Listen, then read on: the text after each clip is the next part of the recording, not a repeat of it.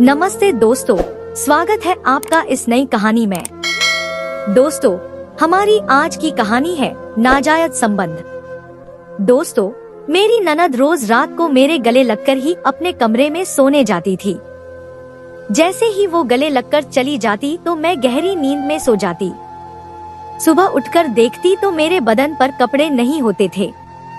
आखिर उनके गले लगते ही मुझे क्या हो जाता था जो मैं इस कदर गहरी नींद में चली जाती। एक दिन मैंने अपने कमरे में कैमरा लगा दिया। उसके बाद मैंने कैमरे में जो देखा उसे देखकर तो मेरी रूह कांप गई। मैंने देखा कि मेरी ननद तो, मेरा नाम स्नेहा है। मेरी शादी अनुज से 3 साल पहले हुई थी। अनुज के परिवार में उसकी छोटी बहन ममता और अनुज सिर्फ 2 ही थे, क्योंकि अनुज के माता पिता उसके बचपन में ही गुजर चुके थे। उसके बाद अनुज ने ही अपनी छोटी बहन ममता का पालन पोषण किया और उसे पढ़ाई लिखाई करवाना शुरू किया। अनुज पढ़ाई के साथ साथ एक प्राइवेट कंपनी में काम करते थे। जब से मैं इस घर में आई हूँ, पूरे घर की जिम्मेवारी मैंने उठा ली। अब अनुज काम में अच्छे से ध्यान देने लगे, क्योंकि पहले उन्हें अपनी छोटी बहन का भी ध्यान रखना पड़ता था। लेकिन वह जिम्मेवारी मैंने अब अपने सर पर ले ली थी तो अनुज अच्छे से पढ़ाई के साथ साथ काम में भी मन लगाकर मेहनत करने लगे। खैर, ऐसे ही दिन निकलते गए। आज सुबह सुबह ही बहुत ज्यादा खुशी का माहौल बना हुआ था, क्योंकि अनुज की मेहनत रंग ले आई। मनोज काम के साथ साथ पढ़ाई में भी बहुत आगे थे और हमेशा से ही दिन रात मेहनत करते थे, जिसका फल उन्हें आज मिल चुका था। अनुज एक सरकारी नौकरी पर लग चुके थे। इतनी बड़ी पोस्ट पर सरकारी नौकरी लगना कोई आम बात नहीं थी, लेकिन अनुज ने यह सब कर दिखाया। अब तो मेरी खुशी का ठिकाना ना रहा, क्योंकि मैं भी अब पूरे गर्व के साथ कह सकती हूँ कि मेरा पति एक सरकारी नौकरी करता है। क्योंकि अक्सर मुझे अपनी सहेलियों के बीच यह सुनने को मिलता था कि तुम्हारा पति तो प्राइवेट कंपनी में काम करता है, लेकिन हमारे पति तो एक सरकारी नौकरी करते हैं। क्योंकि मेरी जितनी भी सहेलियां थी वह हमेशा से ही घमंडी थी। मुझे उनकी बातों का बुरा नहीं लगता, लेकिन कहीं ना कहीं मेरे मन में यह जरूर था कि अनुज की भी सरकारी नौकरी लगे, और अनुज ने आज वह कर दिखाया। खैर, अब हमारे अच्छे दिन आ चुके थे। ममता की भी पढ़ाई लिखाई अच्छे से हो रही थी। ममता केवल 18 साल की थी।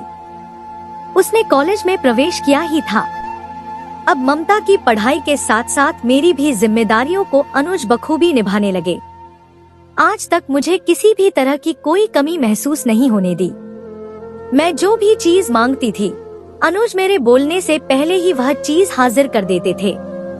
इतना प्यार करने वाला और नेक दिल पति पाकर मैं फुले नहीं समा रही थी। लेकिन मेरी खुशी ज्यादा दिन कहाँ टिकने वाली थी। शायद भगवान को भी मेरी खुशी रास नहीं आई। एक बड़े एक्सीडेंट में मेरे पति अनुज का देहांत हो गया। अब तो मानो मेरे ऊपर दुखों का पहाड़ टूट पड़ा था। मैं बिल्कुल टूट चुकी थी, क्योंकि इतना प्यार करने वाले पति को खोकर मैं बिल्कुल भी खुद को संभाल नहीं पा रही थी। मैं तो पूरी तरह अधमरी चुकी थी, लेकिन जैसे तैसे मुझे ममता को भी संभालना था। इसीलिए मैंने हिम्मत करके खुद को और ममता को संभाला और इस दुख की घड़ी का सामना किया। लेकिन अब बात यह आन पड़ी थी कि ममता की पढ़ाई कैसे करवाई जाए, और पूरे घर की जिम्मेवारी भी आ चुकी थी। मेरे पास तो ना कोई काम था और ना ही मुझे इतना नॉलेज था कि मैं कोई काम करूं, क्योंकि मैं ज्यादा पढ़ी लिखी भी नहीं थी। और ससुराल में आने के बाद तो अनुज ने सारी जिम्मेवारी ले रखी थी, तो मुझे किसी भी तरह से कोई चीज का पता नहीं था। लेकिन मुझे ममता को पढ़ाई भी तो करवानी थी, क्योंकि उस बेचारी के मन पर क्या बीती है इसे मुझसे बेहतर तो कोई नहीं जान सकता। क्योंकि बचपन में उसने अपने माता पिता को खो दिया और अब अपने भाई को खो दिया। उसके ऊपर क्या बीत रही है मैं अच्छी तरह समझती थी, लेकिन मैं उसकी पढ़ाई में कोई भी बाधा नहीं आने देना चाहती थी। जिस तरह अनुज उसका ख्याल रखते, उसी प्रकार मुझे भी उसका ख्याल रखना था। मुझे उसको उसके माता पिता और भाई की कमी महसूस नहीं होने देनी थी। इसीलिए मैं काम की तलाश में निकल गई। मुझे ममता ने कहा था कि भाभी, मुझे पढ़ाई लिखाई करने की कोई जरूरत नहीं है। हम लोगों के घरों में झाड़ू पोंछा करके 2 वक्त की रोटी का जुगाड़ कर लेंगे, बस यही बहुत है। लेकिन मैंने ममता की बात नहीं मानी, क्योंकि मैं उसे पढ़ाई लिखाई करवा कर एक अच्छी इंसान बनाना चाहती थी, उसे उसके पैरों पर खड़ा करना चाहती थी। इसीलिए मैं काम की तलाश में निकल गई। दरअसल अनुज के पास ज्यादा धन दौलत नहीं थी, ना ही जमीन जायदाद थी। पहले उसकी प्राइवेट कंपनी की नौकरी की वजह से घर चलता था और उसके बाद उसने सरकारी नौकरी कर ली, जिस वजह से हमारे अच्छे दिन थे। लेकिन पैसे जोड़ नहीं पाए, क्योंकि अनुज को नौकरी लगे ज्यादा दिन नहीं हुए थे कि उसका देहांत हो गया। इसीलिए घर में जमा पूंजी भी नहीं थी। खैर, मैं तो शहर में काम की तलाश में निकल गई और मुझे एक कंपनी में काम भी मिल गया। सैलरी ज्यादा नहीं थी, लेकिन कम भी नहीं थी। मैं दिन रात मेहनत करके ममता को अच्छी जिंदगी देना चाहती थी, इसीलिए मैं कुछ कंपनी में काम करने लग गई। सवेरे उठकर घर का काम करने के बाद मैं काम पर निकल जाती और शाम को थकी हारी घर पर आती और ममता को खाना खिला देती और खुद खाना खाकर सो जाती। खैर, मुझे नींद तो नहीं आती थी, क्योंकि अनुज की यादें मुझे हर रोज खाती थी, लेकिन मेरे पास कोई इलाज नहीं था, इसीलिए मुझे इन सब को झेलना ही था। खैर, कभी हंसी और कभी दुख को झेलते हुए ऐसे ही दिन निकले जा रहे थे।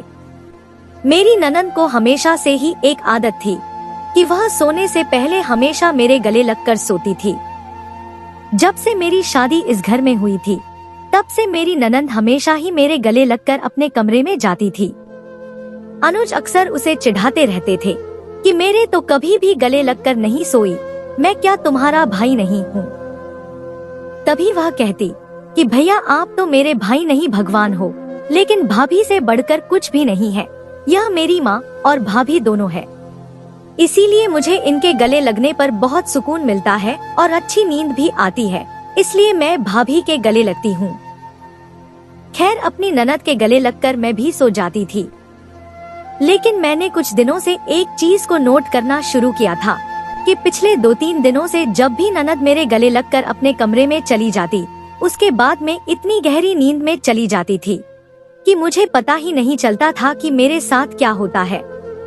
जब से अनुज का देहांत हुआ है, उसके बाद से मैं इतनी गहरी नींद में आज तक कभी भी नहीं सोई। दिन भर इतना काम करती थी, फिर भी मुझे नींद नहीं आती थी। अनुज की यादें मुझे सोने भी नहीं देती थी, लेकिन अब पिछले 2 से 3 दिनों के बीच तो मुझे बहुत नींद आ रही थी। मुझे तो इसके पीछे कुछ अजीब सा लग रहा था कि मुझे इतनी नींद क्यों आ रही है। पहले मुझे नींद का जरा भी एहसास नहीं होता, लेकिन जैसे ही मेरी ननद मेरे गले लगकर कमरे से बाहर जाती है, उसके बाद से मैं मानो बेहोशी की हालत में चली जाती हूँ और बिना पानी पिए ही सो जाती हूँ। सवेरे जब उठकर देखती हूँ तो कभी मेरे कपड़े उथल पुथल होते थे, तो कभी मेरे पूरे बदन पर भी कपड़े नहीं होते थे। मुझे तो कुछ समझ में नहीं आ रहा था कि आखिर मेरे साथ हो क्या रहा है। इस कदर रात को मेरे कपड़े कौन उतारता होगा। और घर में तो सिर्फ मैं और मेरी ननद ही रहते थे, और हमारा घर इस कदर बना हुआ था कि अंदर से अगर दरवाजे खिड़कियां बंद कर ली जाए तो हमारी परमिशन के बिना कोई अंदर भी ना आ पाए। और मैं तो सोने से पहले पूरे घर की तलाशी लेकर और अच्छे से कमरे बंद करके सोती थी। तो मेरे साथ ऐसा क्यों हो रहा था? पहले तो मुझे इस बारे में कुछ भी सोचना ठीक नहीं लगा। मुझे लगा कि शायद मेरी थकावट का कारण होगा, क्योंकि दिन भर इतना काम करने के बाद मैं पूरी तरह थक जाती हूँ और मुझे नींद आ जाती है, और नींद में हो सकता है कि मैं खुद ही ऐसी हरकत कर लेती हूँ, क्योंकि अक्सर इंसान सपनों में जो देखता है वैसे वैसे हलचल करता रहता है। शायद इसी वजह से मैं अपने कपड़े उतार लेती होगी।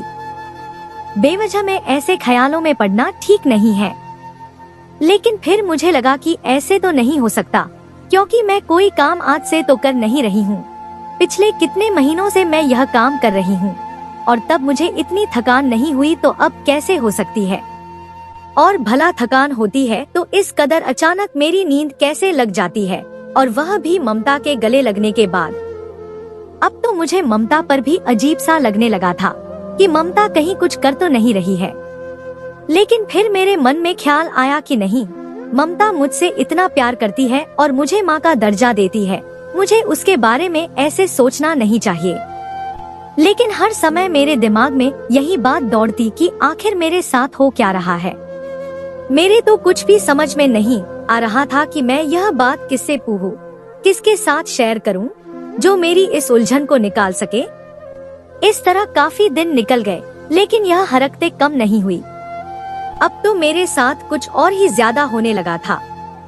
मैं रात को जिस तरह सोती थी, उस तरह सुबह बिल्कुल भी नहीं होती थी। मेरे पूरे कपड़े बदन पर से गायब होते थे और मेरा पूरा शरीर इस तरह टूटता था जैसे मानो मुझे किसी ने रौंदा हो। अब तो मेरा शक चरम सीमा पर पहुंच चुका था कि जरूर कुछ ना कुछ मेरे साथ हो रहा है, जिससे मैं बिल्कुल अनजान हूँ। इस तरह मेरे शरीर से कपड़े गायब होना, इस तरह गले लगने के बाद अचानक से गहरी नींद में सो जाना और सवेरे उठने के बाद मेरा पूरा बदन दर्द के मारे टूटना, यह सब कोई वहम या फिर थकान नहीं थी। इसके पीछे मुझे बहुत बड़ा कारण लग रहा था। तभी मैंने एक दिन ममता से पूछा कि ममता, मेरे साथ खबर है? तभी ममता कहती है कि नहीं भाभी, ऐसी कोई बात नहीं है, और वैसे भी घर में कौन आता है, जरूर आप थकान के मारे सो जाती हो और नींद में यह सब हरकतें कर लेती हो, और सवेरे जब आप उठती हो तो आपको ऐसा कुछ लगने लग जाता है। मुझे ममता की बातों में जरा भी सच्चाई नजर नहीं आ रही थी, क्योंकि जिस तरह वह बोल रही थी, उनकी आवाज में हलचल थी और वह नजरें भी मुझसे नहीं मिला पा रही थी। मुझे पूरा शक हो गया था कि जरूर ममता कुछ ना कुछ कर रही है, क्योंकि वह आज से पहले कभी भी मुझसे बात करते समय इतनी घबराई नहीं थी जितनी आज मेरे इस सवाल को पूछने पर घबरा रही थी। फिर मैं अपने कमरे में आ गई। मेरे मन में तो कुछ और ही शक चलने लगा। मेरे मन में यह था कि ममता जरूर किसी लड़के के चक्कर में है और रोज रात को मुझे कोई नशा वगैरह देकर किसी लड़के से मिलने के लिए जाती है। लेकिन फिर मैंने सोचा कि अगर ममता ऐसा कुछ करती है तो मेरे शरीर के साथ यह हलचल कैसे और मेरे शरीर से कपड़े गायब कैसे होते हैं। अब तो मेरे घबराहट से पूरे रोंगटे खड़े हो चुके थे। पूरा बदन पसीने से लथपथ था, क्योंकि मेरे कुछ भी समझ में नहीं आ रहा था। घबराहट के मारे मेरी जान निकली जा रही थी। मैं समझ ही नहीं पा रही थी कि आखिर माजरा क्या है, मैं कैसे इस समस्या से बाहर निकलूं। मुझे कुछ भी समझ में नहीं आया। अब मुझे पता लगाना था आखिर मेरे साथ हो क्या रहा है। तभी मेरे मन में विचार आया कि मैं अपने कमरे में कैमरे फिट करवा देती हूँ, उसके बाद सारा दूध का दूध और पानी का पानी हो जाएगा, सारी सच्चाई मेरे सामने आ जाएगी। यही सोचकर मैं जब काम पर गई तो कुछ पैसे उधार लेकर कैमरे ले आई, और जब ममता कॉलेज गई हुई थी तो मैंने अपने कमरे में कैमरे फिट करवा दिए।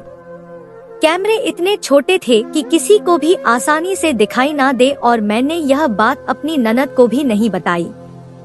फिर आज मैं निश्चिंत हो चुकी थी कि रात में मेरे साथ होता क्या है यह सब उस कैमरे में रिकॉर्ड हो जाएगा और कल सारी बातें मेरे सामने आ जाएगी। उसके बाद देखती हूँ कि मेरे साथ आखिर हो क्या रहा है। इसी संतुष्टि में मैंने और ममता ने शाम को खाना खाया और हम लोग सोने की तैयारी करने लगे। तभी ममता मेरे कमरे में आई और बोली कि भाभी, आज तो गले तो लगे ही नहीं ना।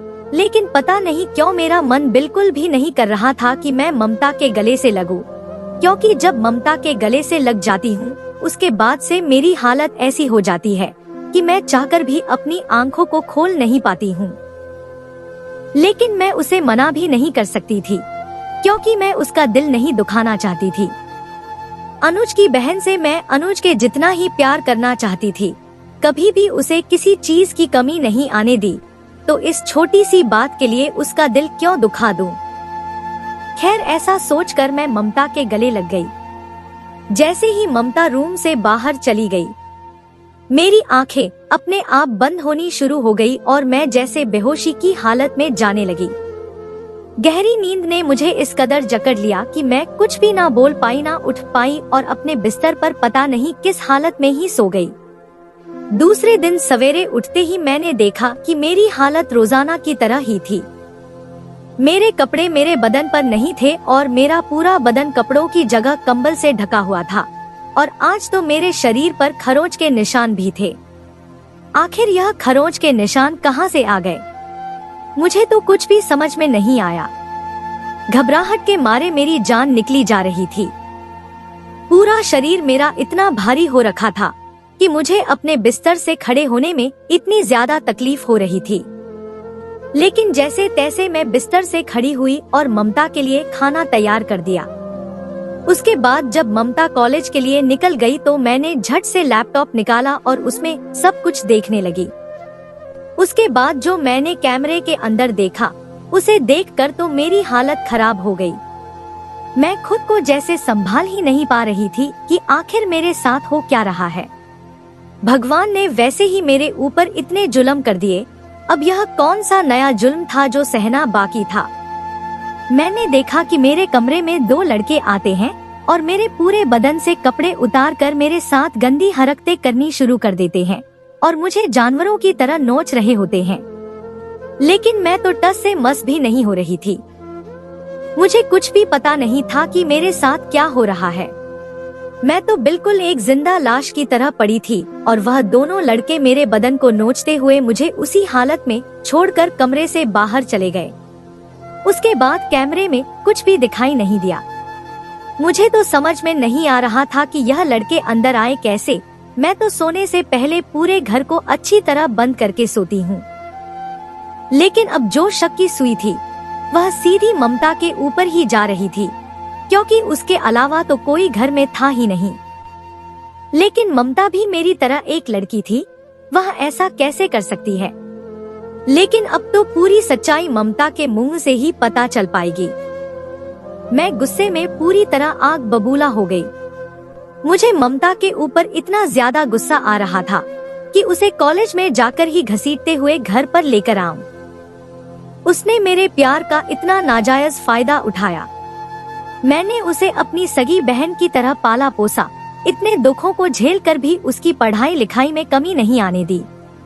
उसकी हर एक डिमांड को पूरा किया, लेकिन उसने यह सब किया। अब पूरी सच्चाई जानने के लिए मैं ममता के आने का वेट करने लगी। शाम को जब ममता कॉलेज से घर वापस आई तो मैंने उसका हाथ पकड़ा और उसे कमरे की ओर घसीटते हुए ले जाने लगी। ममता बोली, भाभी क्या हो गया आपको? आप ऐसे क्यों कर रहे हैं मेरे साथ? तभी ममता को मैंने अपने बिस्तर पर ले जाकर पटक दिया और वह लैपटॉप दिखाते हुए बोले कि यह सब क्या है। तभी ममता बहानेबाजी करने लगी कि मुझे क्या पता यह सब क्या है और मुझे यह सब क्यों दिखा रहे हो और आपके साथ यह लड़के कौन है। तभी मैंने ममता को खींचकर एक थप्पड़ दे मारा और बोला कि ज्यादा भोली बनने का नाटक तो मत करो मेरे सामने, सच सच बता दो वरना मुझसे बुरा कोई नहीं होगा। तभी ममता की आंखों में आंसू आ गए। वह हाथ जोड़कर मेरे सामने खड़ी हो गई। वह कहने लगी कि भाभी मुझे माफ कर दो, मैं लालच में अंधी हो गई थी। दरअसल कॉलेज में लड़कियां हर रोज नए नए कपड़े पहनकर आती थी और हर रोज महंगी महंगी पार्टी करती थी, लेकिन मेरे पास तो 1 रुपया भी नहीं था। तभी सभी लड़कियां मेरा मजाक बनाने लगी कि तुम्हारे पास तो पार्टी करने का भी पैसा नहीं है। तभी मुझे बहुत गुस्सा आता था, इसीलिए मैंने एक प्लान बनाया कि क्यों ना मैं आपको धंधे में डाल देती हूँ, क्योंकि सरेआम तो धंधे में आप जाने वाले हो नहीं, इसीलिए मैंने धोखे से आपको धंधे में डालना चाहा।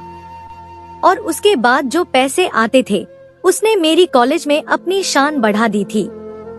जब से मैं कॉलेज में ज्यादा पैसे लेकर जाने लगी, तब से लड़कियां मेरे आगे पीछे घूमती थी और मेरी हर बात मानती थी।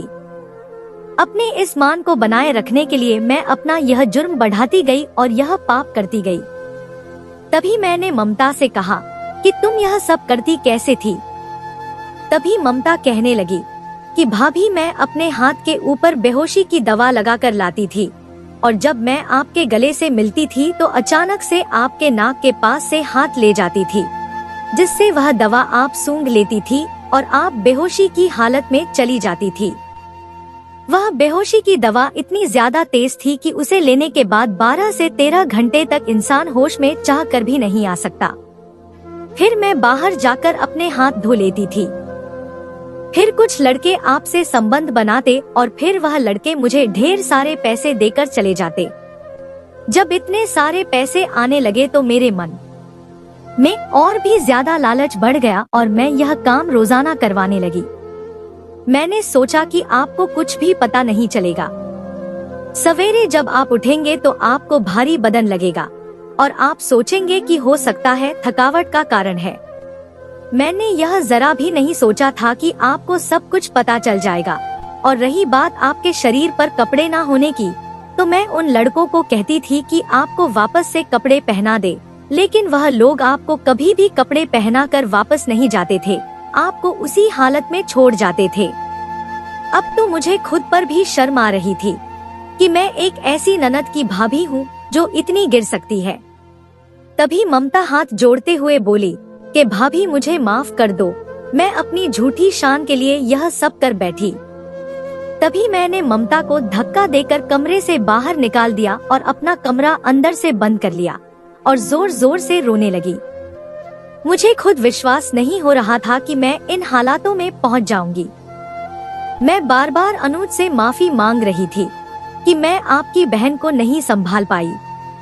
वह एक ऐसे रास्ते पर चल पड़ी जिसका मैं जरा भी ख्याल ना कर पाई। मैंने ममता के लिए इतना कुछ किया था। मैंने अनुज के जाने के बाद जब से काम करना शुरू किया था, उसके बाद जितने भी पैसे बनते थे वह सब मैं ममता के ऊपर ही लगा देती थी। खुद के लिए मैंने आज तक एक जोड़ी साड़ी तक नहीं ली। मैंने सोचा कि ममता को किसी चीज की कमी ना हो, लेकिन मेरे इसी प्यार का ममता ने गलत फायदा उठाया और उसने मेरे साथ वह हरकत कर दी जो करने से पहले हर इंसान पहले 100 बार सोचता है। मुझे ममता पर बार बार गुस्सा आ रहा था, लेकिन मैं क्या कर सकती थी। मैं अपने दुखी मन से रोते हुए अपने बिस्तर पर पड़ी रही और बार बार अनुज को याद करने लगी। मैं सोच रही थी कि ममता ने यह सब करने से पहले जरा भी नहीं सोचा। अपनी झूठी शान में इतनी अंधी हो चुकी थी कि उसने मेरे बारे में जरा भी ख्याल नहीं किया। मेरी इज्जत के साथ इस तरह खिलवाड़ करके उसने क्या हासिल कर लिया, और कॉलेज में अपनी झूठी शान बनाए रखने के लिए उसने आज ऐसी गलती कर दी थी जिसकी माफी उसे कभी भी नहीं मिल सकती थी। अगर लड़कियां पार्टियां करती है तो उनके घर वाले अमीर है इसीलिए करती हैं, किसी की बराबरी करने से क्या फायदा। जब हम लोगों की इतनी औकात नहीं है तो हम लोग बड़े लोगों के साथ बैठते ही क्यों हैं? हम लोगों से जितना हो पाता है हम उतना ही करें।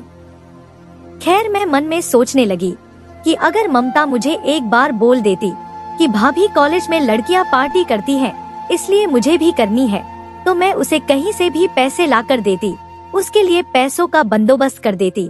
लेकिन उसने मुझे एक बार भी बताना जरूरी नहीं समझा और अपने ही दिमाग से सब कुछ कर डाला। उसने मेरी इज्जत के साथ साथ मेरे विश्वास को भी खराब किया था। मैं चाहकर भी ममता को माफ नहीं कर सकती थी। अब तो मैं जितना हो सकता था उतना ममता से दूर रहती, लेकिन ममता को अपनी गलती का एहसास हो चुका था। वह इस गलती का बार बार पश्चाताप कर रही थी। फिर मुझे दया आ गई और अनुज के बारे में ख्याल आ गया कि वह जहाँ कहीं भी है उसकी आत्मा जरूर दुखी हो रही होगी। फिर कहीं भी है उसकी आत्मा जरूर दुखी हो रही होगी। फिर मैंने ममता को माफ कर दिया और उसे एक सही रास्ते पर लेकर गई। उसके बाद ममता ने अच्छे से पढ़ाई करके एक अच्छी नौकरी पा ली। अब हमारे घर का सुधार पूरी तरह हो चुका था। ममता ने गलती करके अपने आप को सुधार लिया था। अब मेरे चेहरे पर यह सोचकर एक मुस्कान आ गई कि देरी से ही सही, लेकिन ममता एक अच्छी इंसान बन गई थी। तो दोस्तों, यह थी हमारी आज की कहानी। आपको सुनकर कैसी लगी हमें कमेंट करके जरूर बताएं और हमारी वीडियो को ज्यादा से ज्यादा अपने दोस्तों में शेयर करें और हमारे चैनल को भी सब्सक्राइब कर लें ताकि आने वाली वीडियो का नोटिफिकेशन आप तक तुरंत पहुंचे। मैं मिलती हूं आपसे अगली वीडियो में, तब तक के लिए धन्यवाद।